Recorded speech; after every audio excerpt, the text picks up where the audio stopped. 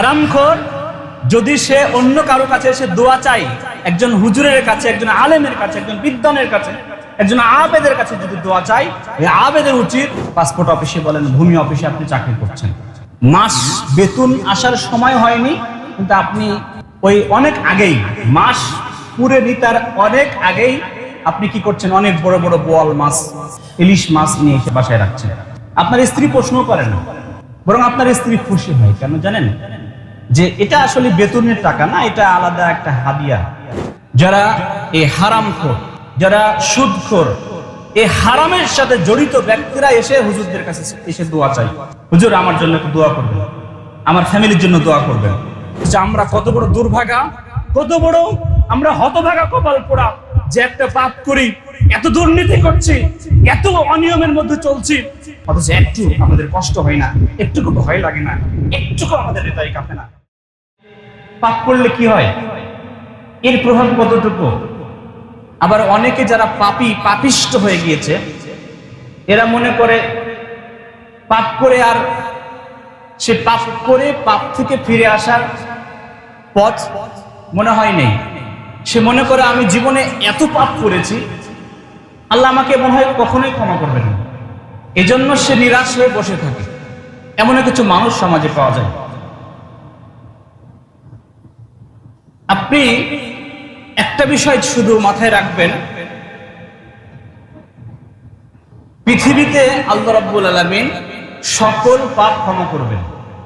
আল্লাহ বলছেন, কুল ইয়া ইবাদিয়াল্লাযীনা আসরাফু আলা আনফুসিহিম, হে আমার বান্দারা, আল্লাযীনা আসরাফু আলা আনফুসিহিম, যারা তোমার অন্তরটা নিরাশ করে ফেলেছ, যে এত পাপ করেছি যে আর আমার ভালো হওয়ার কোনো পথ মনে হয়নি। এমন অনেক মানুষ আমরা রয়েছি, তাদেরকে আল্লাহ বলছেন যে লা তাকনাতু বির রাহমাতিল্লাহ, তোমরা আল্লাহর একটা রহমত আছে, এই রহমতটা এর পরিধি এত বেশি যে এটা পরিমাপ করে শেষ করা যাবে না। ওই আল্লাহর ওই রহমতের জায়গা থেকে তোমরা পালিয়ে যেও না, নিরাশ হও না।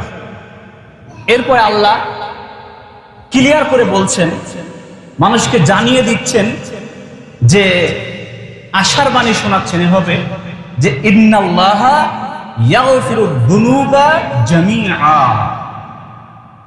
নিশ্চয়, দৃঢ়তার সাথে আল্লাহ বলছেন যে নিশ্চয় আল্লাহ রাব্বুল আলামিন ইয়াগফিরুদ যুনুব, সকল পাপ, যুনুব শব্দটি ব্যবহার করার পর আবার বলছেন জামিআ, যুনুব মানে পাপসমূহ। এরপরে এটার গুরুত্ব বোঝানোর জন্য আবার বলছেন জামিআ, শুধু অল্প পাপ নয়, পাপসমূহ নয়, যত পাপ আছে সকল পাপ আল্লাহ ক্ষমা করে দিতে পারেন। সুবহানাল্লাহ। এই বাক্যটা অনেকের মগজেই ঢুকছে না, অনেকের মগজে এখনো ঢোকেনি, ওই খেয়ালই করেনি যে আমি কি বললাম, আল্লাহ এখানে কি বললেন, কত বড় আশার বাণী শোনালেন। একজন পাপিষ্ট কত বড় হতভাগা, কত বড় কপাল পোড়া, সে নিজেই বুঝবে। অথচ আল্লাহ এখানে এমন একটি মেসেজ দিয়ে রেখেছেন যে ভুল করে হয়তো দুনিয়ায় একবার বাঁচা যায়, ভুল করে হয়তো দুনিয়ায় দ্বিতীয়বারও বাঁচা যায়, মানে দ্বিতীয়বারও ক্ষমা পাওয়া যায়, ভুল করে 3 নাম্বার সময়ও ক্ষমা পাওয়া যায়, কিন্তু এরপরে আর ক্ষমা কোনো মানুষ করে না। তুমি একবার অপরাধ করেছো, তোমাকে ক্ষমা করা হয়েছে। তুমি 2 বার অপরাধ করেছো, তোমাকে সমাজ ক্ষমা করেছে। তুমি 3 বার অপরাধ করেছো, এবারও তোমাকে ক্ষমা করা হয়েছে। এরপরে তোমাকে আর কখনোই ক্ষমা করা হবে না। তোমাকে মানুষ, সমাজের মানুষ, সবাই, পৃথিবীর মানুষ তোমাকে মুনাফিক নামে চেনেন, তোমাকে আর কেউ ক্ষমা করে, তোমার বিশ্বাস হারিয়ে গেছে। এটা আল্লাহ রাব্বুল আলামিন বলছেন। কত হাদিস আছে, সুবহানাল্লাহ, কত হাদিস আছে। আল্লাহ রাব্বুল আলামিন বলছেন, এটা হাদিসে কুদসি, যে হে আমার বান্দারা, তোমরা যদি আসমান এবং জমিন পরিপূর্ণ পাপ নিয়ে আমার কাছে হাজির হও, মানে আর কোনো কথা বাকি থাকলো না, পাপের সীমা পরিধি আর বাকি থাকলো না। এমন একটা উদাহরণ আল্লাহ সেট করেছেন যে আসমান এবং জমিনের কত জায়গা আছে, এই পরিপূর্ণ পাপ তুমি করে ফেলেছো। এতগুলো পাপ করে আমার কাছে হাজির হয়েছো, শুধু শিরিক করনি। তাহলে আমি আল্লাহ, আমি তোমাদের অতগুলো পাপ, এই আসমান জমিন পরিপূর্ণ যত পাপ রয়েছে সকল পাপকে ক্ষমা করে দেবো। সুবহানাল্লাহ। এই কথাগুলো মগজে ঢোকাতে হবে এবং আশা করতে হবে যে আমি এখনো পথ হারাইনি, কারণ আমাকে চলে যেতে হবে সেই গহীন কবরে, যেখানে আমাকে জিজ্ঞাসিত হতেই হবে তোমার প্রভুকে, তোমার দিন কি, তোমার নবী কি। যদি সেই দিন জবাব দিতে পারি, তার আসমান থেকে জবাব আসবে, বলবে আন সাদাকা আব্দি, আমার এই বান্দা সত্য কথা বলতে পেরেছে। ফাফরিশুহু মিনাল জান্নাহ ওয়াল বিসুহু মিনাল জান্নাহ আফতাহু লাহু বাবান ইলাল জান্নাহ। সুতরাং এর ছোট্ট কবরটা, ভয়ানক কবরটা, এখানে জান্নাতের বিছানা বিছিয়ে দাও এবং তার পোশাকটা জান্নাতের পোশাক তাকে পরিয়ে দাও এবং তার কবরটাকে প্রশস্ত করে দাও, তার দৃষ্টিটা ঘুরে যায়। সুবহানাল্লাহ। সুতরাং ওই জায়গায় যেহেতু যেতেই হবে, ওই জায়গার সম্মুখীন যেহেতু হতেই হবে, সুতরাং এখনো সুযোগ আছে, এখনো সুযোগ আছে। আমরা চেষ্টা করব এই বিষয়গুলো আমরা আলোচনা করার, যে পাপ কি এবং পাপকে কিভাবে মূল্যায়ন করছি আমরা। প্রথমে একটা মেসেজ দিয়ে রাখি যে আমরা পাপ করে ক্ষমা পাবো। পৃথিবীর যে কেউ, সে যদি জেনা করে, সে যদি ব্যভিচার করে, সে যদি হারাম ভক্ষণ করে সেখান থেকে ফিরে আসে, সে যদি এমনকি শিরিকের গুনাহ ক্ষমা হয় না এটা আমরা জানি, কিন্তু শিরিক করার পরে সে যদি বুঝতে পারে আমি জীবনে না জেনেই অনেক শিরিক করে ফেলেছি, এখন আমি ভুল বুঝছি, আল্লাহ তুমি আমাকে ক্ষমা করে দাও, আল্লাহ তার অতীতের গুনাহগুলো ক্ষমা করে দিবে। কিন্তু ওই মানুষকে আল্লাহ কখনোই ক্ষমা করবেন না যে হারাম ভক্ষণ করা অবস্থায় হারাম থেকে দূরে থাকেনি, তার ইনকাম, তার সকল অর্থনৈতিক সোর্স অধিকাংশটাই হারামের সঙ্গে জড়িত। যে কোনো উপায়ে যদি সে হারামের সঙ্গে জড়িত থাকে আর সে তার অন্যান্য পাপ থেকে তওবা করে ফিরে আসতে চায়, আল্লাহ এই মানুষটিকে ক্ষমা করেন না। তাছাড়া একজন মুশরিককে যদি তওবা করে তাকে আল্লাহ ক্ষমা করে দেন, একজন ব্যভিচারীকে তওবা করলে আল্লাহ ক্ষমা করে দেন। কিন্তু যে ব্যক্তি এখনো স্টিল হারামের মধ্যে আছে, সুদের মধ্যে আছে এবং অসৎ পথে দুর্নীতি, জুলুম, অত্যাচার, বিভিন্ন ভাবে অর্থ উপার্জনের মধ্যে রয়েছে, এই মানুষকে আল্লাহ রাব্বুল আলামিন ক্ষমা করেন না। শুধু ক্ষমা করেন এমনটি নয়, আমরা হয়তো জানি না, অধিকাংশ সময়ে মসজিদগুলোতে, মাদ্রাসাগুলোতে আলেম ওলামাদের কাছে কারা বেশি আসে জানেন? যারা এই হারামখোর, যারা সুদখোর, এই হারামের সাথে জড়িত ব্যক্তিরা এসে হুজুরদের কাছে এসে দোয়া চায়। হুজুর আমার জন্য একটু দোয়া করবেন, আমার ফ্যামিলির জন্য দোয়া করবেন, আমার অমুক অসুস্থ, আমার অমুক মারা গিয়েছে, আমি এত টাকা দান করলাম মসজিদে, একটু আমার জন্য দোয়া করবেন।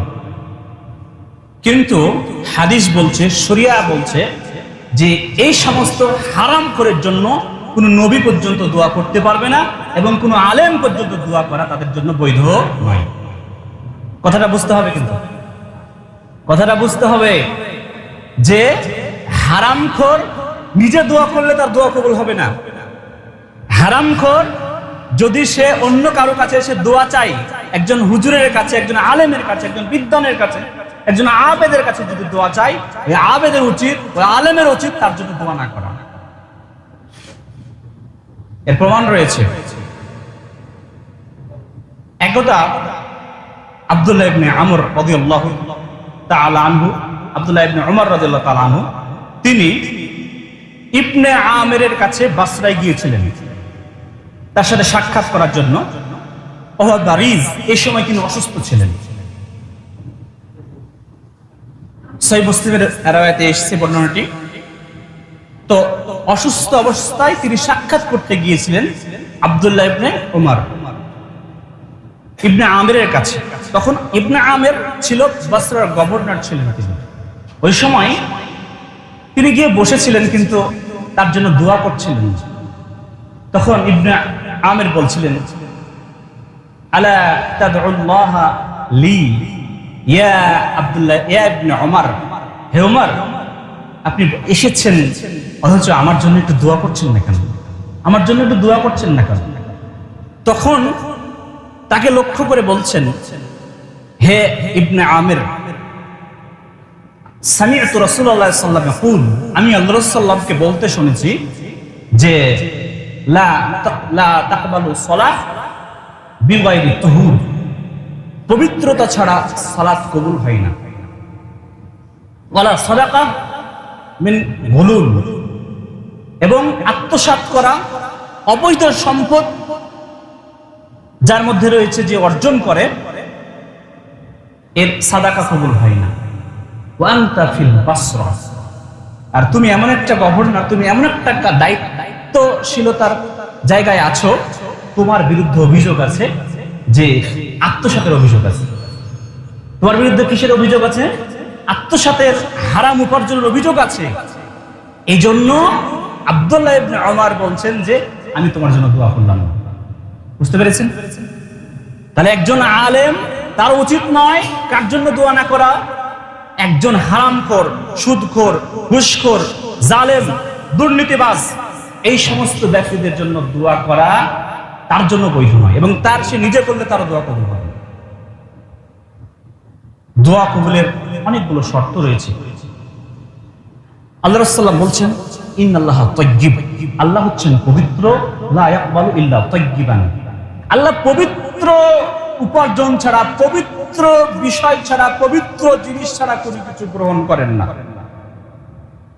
এরপরে আল্লাহ রাসূল বলছেন যে আল্লাহ রাব্বুল আলামিন সাধারণ মানুষকে যে নির্দেশ দিয়েছেন, নবীদেরকে সেই নির্দেশটা দিয়েছেন। মানে নবীদের জন্য যে নির্দেশটা প্রযোজ্য, সাধারণ মানুষের জন্য সেই নির্দেশটাই প্রযোজ্য। এরপরে আল্লাহ রাসূলকে, নবীদেরকে লক্ষ্য করে আল্লাহ বলেছেন, ইয়া আইয়ুহার রাসূল কুলু মিনাত তাইয়্যিবা ওয়া আমালু সালিহা, হে রাসূলগণ, তোমরা পবিত্র খাবার খাবে এবং ওয়া আমালু সালিহা, ভালো আমল করবে, সৎ আমল করবে। খেতে হবে পবিত্র হালাল, আমল করতে হবে সালেহ। শুধু আমল করলেই হবে না। সালাত আদায় করছেন, সালাতের রুকু সিজদা ঠিক নেই, সালাতের পদ্ধতি ঠিক নেই, রাসূলের পদ্ধতিতে সালাত আদায় হচ্ছে না, ইখলাসের সাথে সালাত আদায় হচ্ছে না, তাহলে এটা সালেহ আমল হলো না। খাচ্ছেন কিন্তু পবিত্র খাবার খাচ্ছেন না, হালাল খাবার খাচ্ছেন না। আল্লাহ আরেক জায়গায় বলছেন যে কুলু মিম্মা ফিল আরদি হালালান তাইয়্যিবা, তোমরা খাবে, তোমরা আল্লাহর নিয়ামত খাবে, সমস্যা নাই। মিম্মা ফিল আরদ, যা জমিন থেকে তোমরা পেয়েছো আল্লাহর কাছ থেকে, এটা আল্লাহর নিয়ামত। কোনটা খাবে? সবগুলোই খাওয়া যাবে না, খেতে হবে হালালান তাইয়্যিবা। ওই খাবারটি খেতে হবে, প্রথম হতে হবে সেটা হালাল। প্রথমে হতে হবে কি? হালাল হতে হবে, এরপরে হতে হবে সেটা তাইয়্যিব, অর্থাৎ পবিত্র হতে হবে। এখানে আল্লাহ বলতে পারতেন যে তোমরা হালাল খাবার খেবে, তাহলেই হয়ে যেত, কিন্তু আল্লাহ হালাল খাবারের পরে কোন শব্দটা লাগিয়েছেন? তাইয়্যিব শব্দটা লাগিয়েছেন। কেন লাগিয়েছেন? এটা বোঝার বিষয় যে হালালের সঙ্গে আল্লাহ তাইয়্যিব ব্যবহার করলেন কেন। তোমরা এমন হালাল খাবে যে হালালটা হচ্ছে পবিত্র হালাল, হালালও হতে হবে এবং সাথে সাথে পবিত্র হতে হবে। যেমন একটা উদাহরণ দিলে বুঝতে পারবেন, আমরা যে আপেল খাই এটা হালাল তো, তাই না? এটা হালাল, কিন্তু এই আপেল যখন পচে যায় তখন আর এটা পবিত্র থাকে না, এটা পচে যায়, মানে এটা খাওয়ার উপযোগী না। আপেল হালাল, আপনি যখন ওটা টাটকা থাকে, ভালো থাকে, তখন কিন্তু খাওয়া যায়, কিন্তু যখন পচে যায় সেটাকে আর খাওয়া যায়? খাওয়া যায় না, কারণ হালাল বটে কিন্তু এটা অনুপযোগী হয়েছে, অপবিত্র হয়ে গেছে, খাওয়ার মতো যোগ্য নয় সেটা। অনুরূপ ভাবে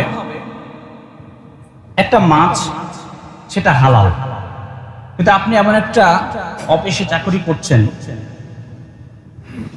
বর্তমান যে সরকারি বিভিন্ন অফিসগুলো, বেতন আসার সময় হয়নি, কিন্তু আপনি ওই অনেক আগেই, মাস পুরে নি তার অনেক আগেই আপনি কি করছেন, অনেক বড় বড় বোয়াল মাছ, ইলিশ মাছ নিয়ে এসে বাসায় রাখছেন। আপনার স্ত্রী প্রশ্ন করে না, বরং আপনার স্ত্রী খুশি হয়। কেন জানেন?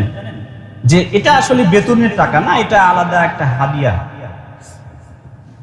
আর এটাকে তারা বৈধ মনে করে। ওই যে ঘুষের যে টাকাটা, ওই টাকা দিয়ে এক্সট্রা বড় বড় মাছ কিনে নিয়ে আসে।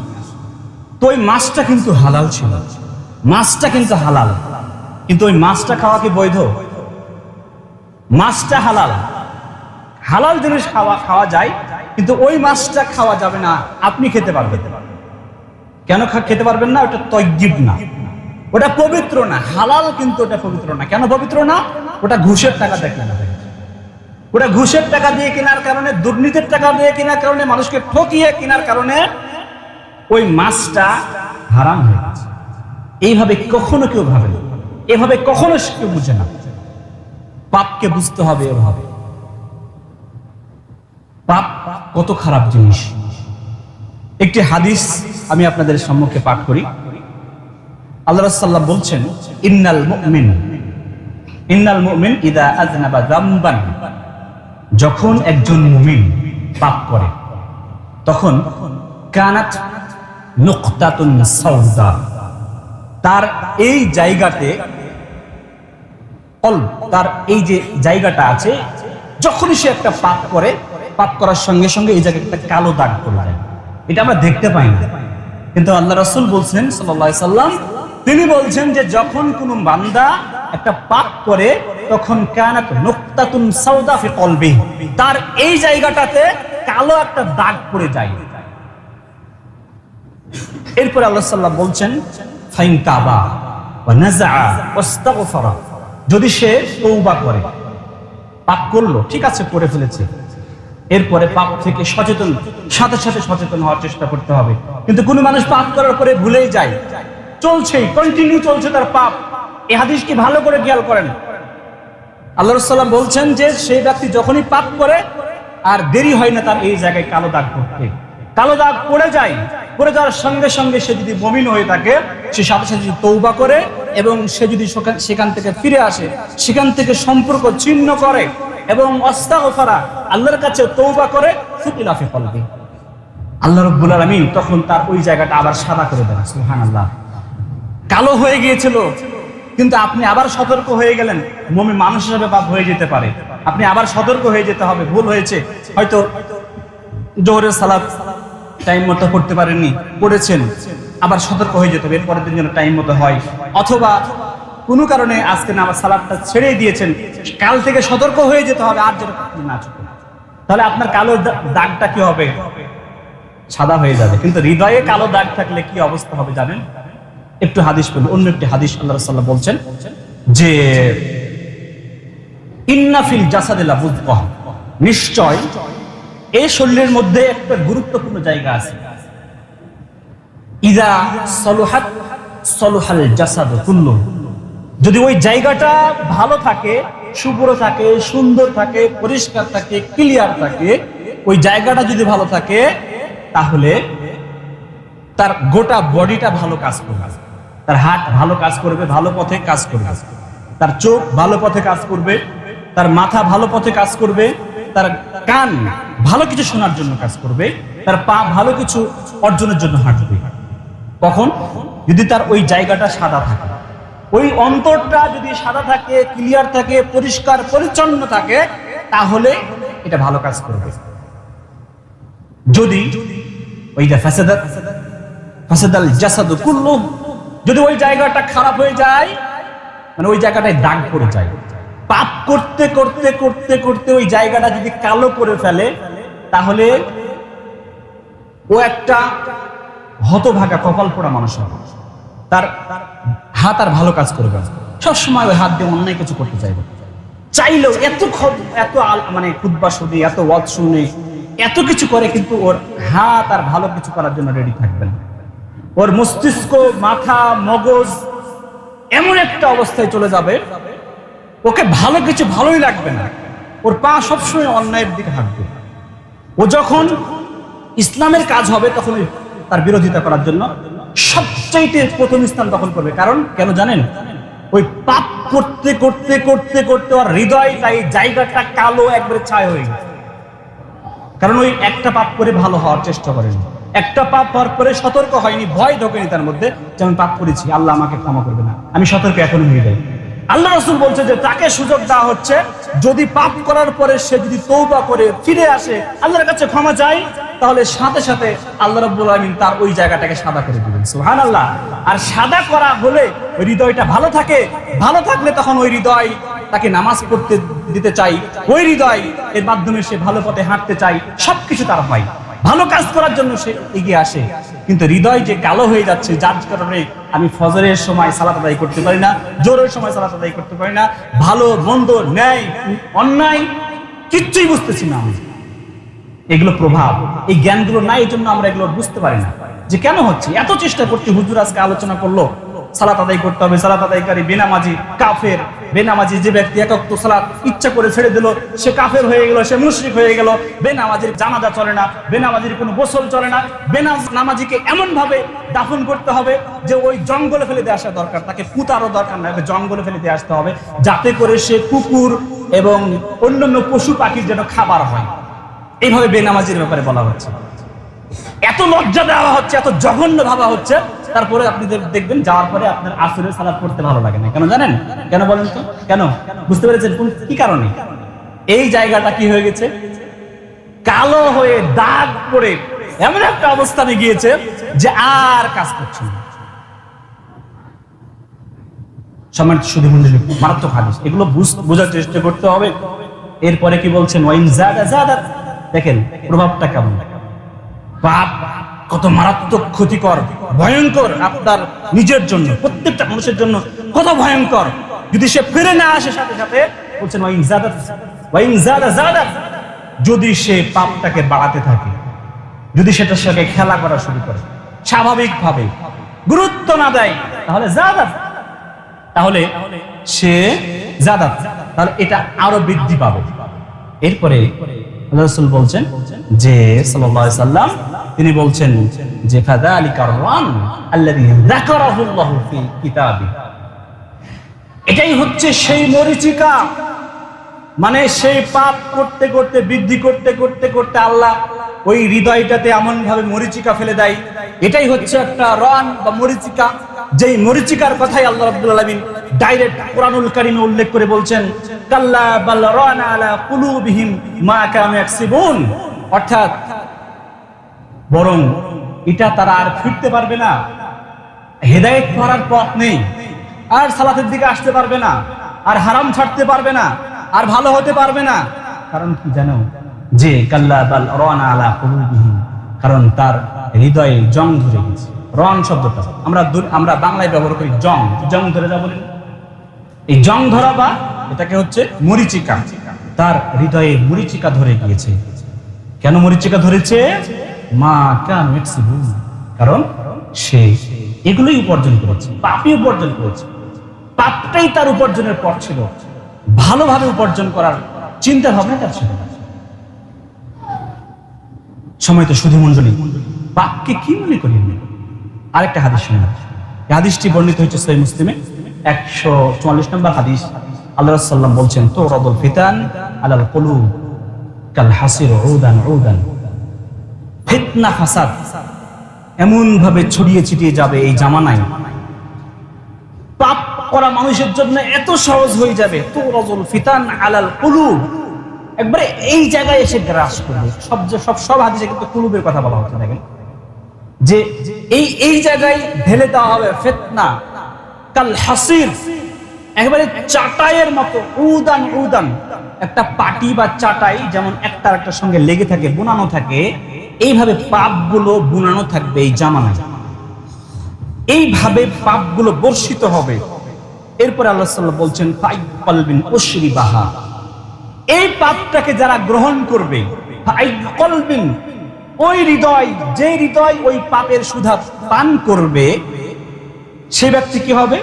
নুকিতাত ফিহি নুকতাতুন সাওদা, ওই ব্যক্তির হৃদয়ে কালো দাগ পড়ে যাবে। এই হাদিসে একই কথা বলা হচ্ছে যে কালো দাগ পড়ে যাবে।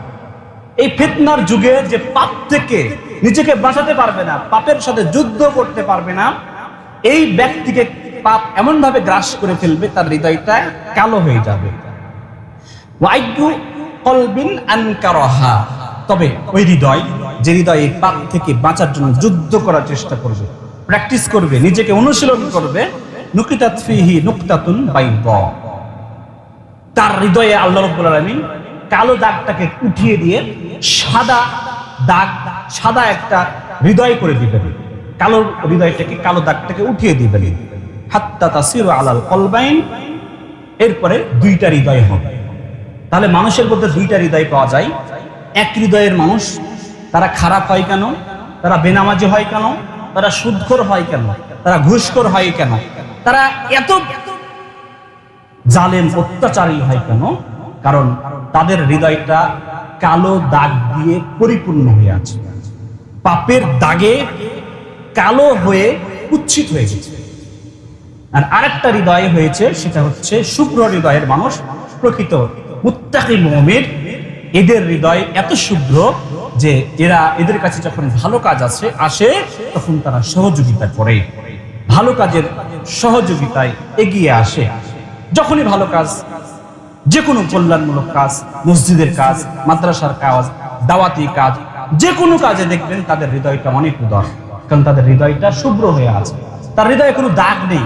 ওই হৃদয়ে তাকে বাধা দিচ্ছে না, বরং ওই হৃদয় এত ক্লিয়ার রয়েছে, ওই হৃদয় এত পরিষ্কার রয়েছে যে আল্লাহ অভিমুখে যাওয়া তার জন্য অনেক সহজ, খুবই সহজ। এবং ওই দিকে যেতে তার ইচ্ছা করে, ওই দিকে মনটা নেই, ওই দিকে মনটা ঝুলে থাকে।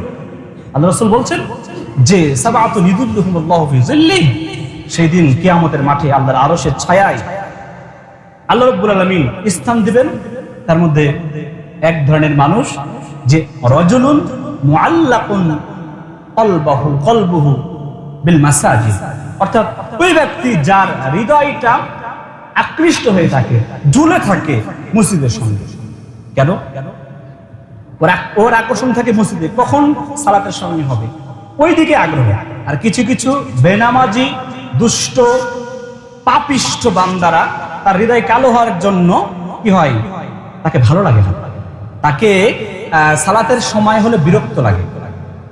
তো এই বিষয়টি আরো অনেক ব্যাপক বিষয় ছিল। আমি অনেকগুলো হাদিস কালেকশন করেছিলাম, যে হাদিসগুলো আসলে শোনার মতো ছিল হাদিসগুলো, কিন্তু আসলে সময় শেষ হয়ে যাচ্ছে।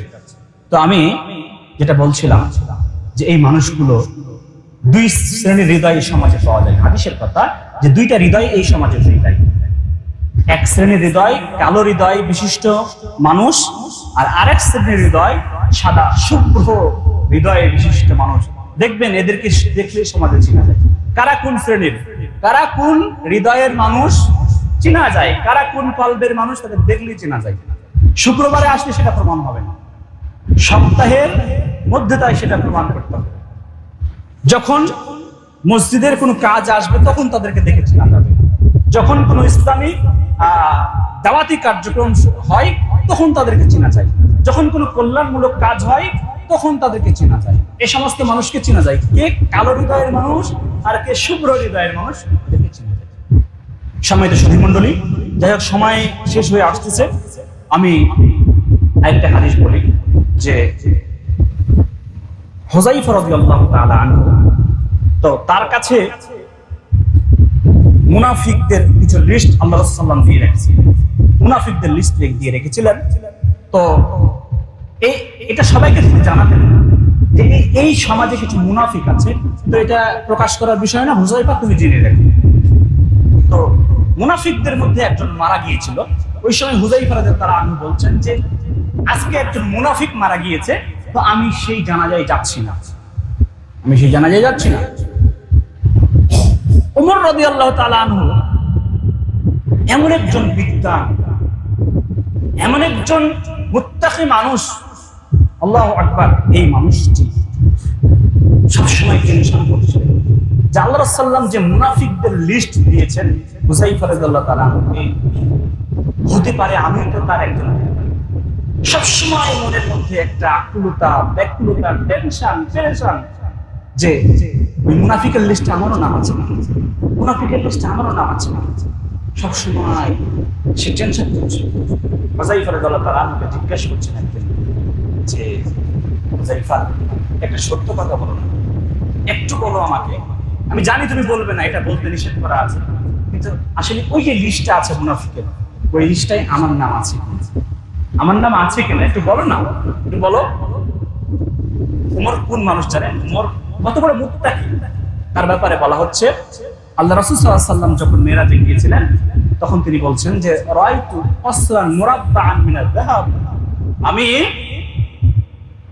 যখন গেলাম তখন একটা ঘর দেখতে পেয়েছিলাম, সেই ঘরটা এত উঁচু, অনেক উঁচু ছিল, অনেক বড় প্রাসাদ ছিল, এত আকর্ষণীয় প্রাসাদ, মুরাব্বাআন উঁচু, এবং মিনাল যাহাব সেটা স্বর্ণ দিয়ে নির্মিত ছিল, সোনা দিয়ে নির্মিত একটা ঘর আমি দেখেছি। আল্লাহ রাসূল বলছেন, আল্লাহ রাসূল ভাবছেন যে আমি তো আল্লাহর নবী, তাহলে এই ঘরটা মনে হয় আমার জন্যই হবে, এই ঘরটা মনে হয় আমার জন্যই হবে বলে আল্লাহ রাসূল আশাবাদী ছিলেন।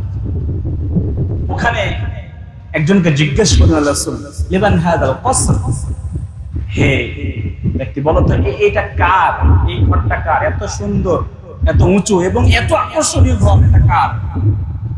আল্লাহ রাসূল মনে করেছিলেন যে বলবেন যে এটা আপনার জন্য, আল্লাহ রাসূল এটা মনে করেছিলেন।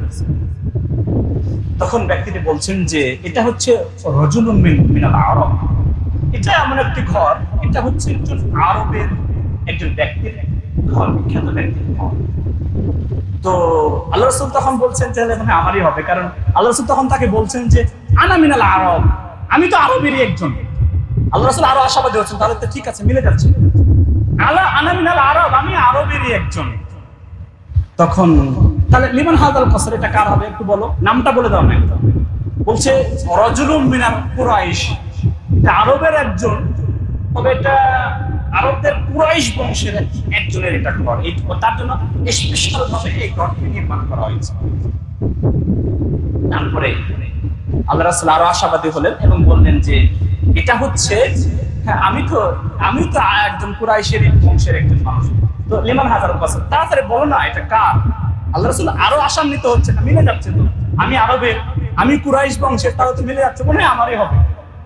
আল্লাহ রাসূল সাল্লাল্লাহু আলাইহি সাল্লাম আবার বলছেন যে বলো না কার ঘর। তখন বলছেন, এবার বলছেন যে মিন উম্মাতে মুহাম্মদ সাল্লাল্লাহু আলাইহি সাল্লাম, এটা ওই একজন ব্যক্তির ঘর যে ব্যক্তিটা হচ্ছে মুহাম্মাদের একজন উম্মাহ, মুহাম্মদ সাল্লাল্লাহু আলাইহি সাল্লামের উম্মত, তার জন্য নির্মিত এই ঘর। তখন আল্লাহ রাসূল সাল্লাল্লাহু আলাইহি সাল্লাম বললেন যে আনা মুহাম্মদ সাল্লাল্লাহু আলাইহি সাল্লাম, আমি তো মুহাম্মদ সাল্লাল্লাহু আলাইহি সাল্লাম, বলো না লিমান হাদাল কসর, এটা কার ঘর বলো না। তখন সর্বশেষে বলা হলো লে ওমর ইবনুল খাত্তাব রাদিয়াল্লাহু তাআলা আনহু, এই ঘরটি হচ্ছে ওমর রাদিয়াল্লাহু তাআলা আনহুর ঘর। তখন আল্লাহ রাসূল সাল্লাম বললেন যে আমি ওই ঘরে প্রবেশ করিনি, ওই ঘরে আমি প্রবেশ করিনি। এই ঘটনা আল্লাহ রাসূল সাল্লাল্লাহু আলাইহি সাল্লাম ওমরকে এসে বলছেন, ওমর আমি তোমার মর্যাদা দেখে এসেছি জান্নাতে, তোমার মর্যাদা দেখে এসেছি জান্নাতে, যে এমন একটি মর্যাদা যেই ঘরটি আমি মনে করেছিলাম যে আমার জন্য হবে, কিন্তু এই ঘরটি আমার হয়নি, এই ঘরটি হয়েছে তোমার জন্য, এবং ওই ঘরটিতে আমি প্রবেশ করিনি, তোমার গয়রতকে খেয়াল রেখে আমি ওই ঘরে প্রবেশ করিনি।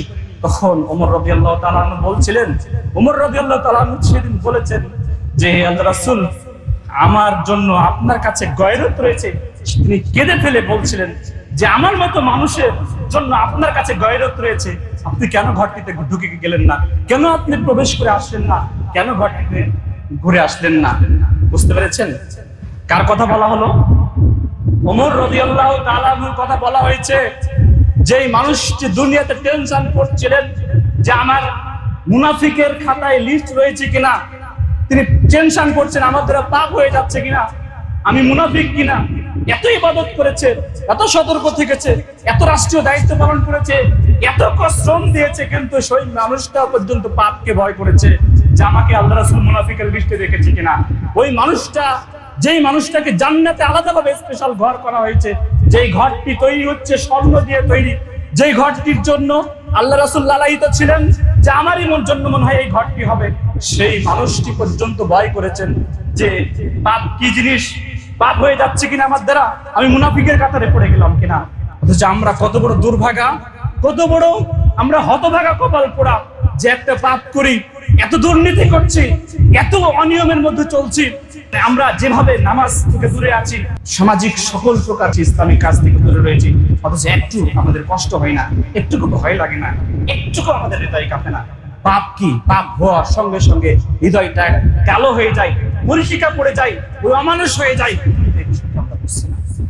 সম্মানিত সুধী মণ্ডলী, সময় যেহেতু শেষ হয়ে গেছে, আমরা আপনাদেরকে উদাত্ত আহ্বান জানাই যে আসুন আমরা ভালো মানুষ হওয়ার চেষ্টা করি। এখনো সময় রয়েছে। আল্লাহ রাসূলের একটি হাদিস বলে শেষ করে দিয়ে সময় চলে যাচ্ছে, তারপরেও হাদিসটি বলা দরকার ছিল। সেটা হচ্ছে আল্লাহ রাসূল সাল্লাল্লাহু আলাইহি ওয়াসাল্লাম বলছেন যে ইন্না মিনাল মাগরিব লাবাবান, নিশ্চয় পশ্চিম দিকে একটা বড় দরজা রয়েছে, মাসিরাতু আরদিহি 40 সানাতান। এই দরজার এক গেট থেকে এক চকাট থেকে আরেক চকাটে দূরত্ব 40 বছরের রাস্তায়, এত বড় দরজা সেটা। আর একটু বলা হচ্ছে হাদিসে আও 70 সানাতান, অথবা ওই দরজার দূরত্ব এতটুকু হবে যে এক চকাট থেকে আরেক চকাটে দূরত্ব হচ্ছে 70 বছরের রাস্তা। এত বড় দরজা পশ্চিম দিগন্তে সেট করা রয়েছে। এই দরজাটি আল্লাহ রাসূল সাল্লাল্লাহু আলাইহি ওয়াসাল্লাম বলছেন যে ফাতাহাহুল্লাহু লিত-তাওবা, ফাতাহাহুল্লাহু লিত-তাওবা। আল্লাহ রাব্বুল আলামিন এই দরজাটাকে, এত বড় প্রশস্ত দরজাটাকে এখনো পর্যন্ত খুলে রেখেছেন তওবাকারীদের জন্য। যারা তওবা করতে চায়, যারা পাপকে পাপ মনে করে তওবা করতে চায়, এদের জন্য খুলে রেখেছেন আল্লাহ রাব্বুল আলামিন। এটা কতদিন পর্যন্ত থাকবে? কিয়ামত পর্যন্ত এই দরজা খোলা থাকবে। হাত্তা তাতলুআশ শামস মিন মাগরিবিহা, যেদিন পশ্চিম দিকে সূর্য উঠে যাবে সেই দিন এই দরজাটা বন্ধ হয়ে যাবে। এই হাদিস প্রমাণ করে আমরা যতই পাপ করি না কেন, প্রথমে পাপ কি এটা বুঝতে হবে এবং পাপ থেকে দ্রুতই তওবা করে ফিরে আসতে হবে। কারণ আমার মতো মানুষ নয়, ওমরের মতো মানুষ পর্যন্ত পাপকে ভয় করেছে। সুতরাং আসুন আমরা ভালো হয়ে যাই, সঠিক পথে আসি, 5 ওয়াক্ত সালাত আদায় করি, অন্যায় অনাচার দুর্নীতি চাঁদাবাজি জুলুমবাজি সবকিছু থেকে দূরে থেকে একজন প্রকৃত আদর্শ মুমিন হয়ে পরকালে সেই শেষ নিঃশ্বাস ত্যাগ করে আল্লাহ রাসূলের সেই কবরে যে পরকালে প্রকৃত সুখের জায়গাটি আমরা দখল করার চেষ্টা করি। আল্লাহ আমাদের সকলকে সেই তৌফিক দান করুন। সকলে বলি আল্লাহুম্মা আমিন। আকুলু কাওলি হাযা আস্তাগফিরুল্লাহ লি ওয়া লাকুম ওয়া লিসাইরিল মুসলিমিন। সুবহানাকা আল্লাহুম্মা ওয়া বিহামদিক আশহাদু আল্লা ইলাহা ইল্লা আনতা আস্তাগফিরুকা ওয়া আতুবু ইলাইক। আসসালামু আলাইকুম ওয়া রাহমাতুল্লাহি ওয়া বারাকাতুহু।